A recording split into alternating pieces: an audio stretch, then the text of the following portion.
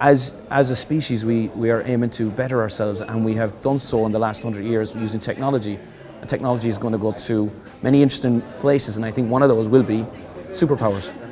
And many people might think that the concept of having superpowers is a little bit out there, but if you look at the world we live in right now, we have instant information at a light speed to anything about the world at any time, anywhere. If you told somebody that 100 years ago that you would have that information at your fingertips, they'd think, first of all, that's not possible. And secondly, they would view it as some sort of a superpower or super ability.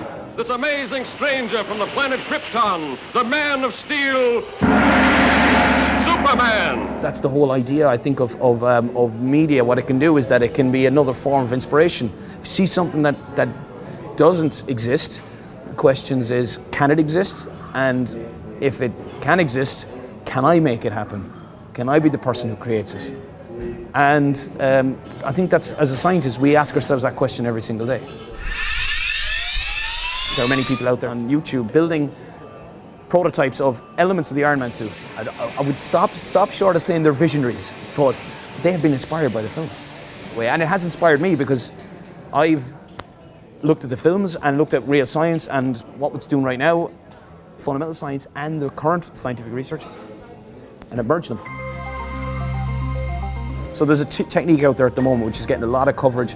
It's called the CRISPR-Cas system. And what the CRISPR-Cas system effectively does is it's like a scissors that can chop a specific location within a DNA, and it can either destroy that particular sequence, and that could be used, for example, to treat diseases such as blood disorders and cancers before they ever happen.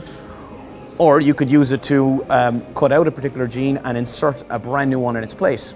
So let's imagine that we have our superhero X-Men engineering laboratory, and we say, you know what, we're going to use the CRISPR-Cas system, and I'm going to create Wolverine. So I'm going to take the regenerative healing gene, which in fact may have been identified in some species of salamander, for example. So imagine we take that and we put that in the human genome, and who knows that when that particular person is born, they could have the ability to heal it the same way that Wolverine does. That's a wonderful story, Lois. Thanks, Clark, but I owe it all to Superman.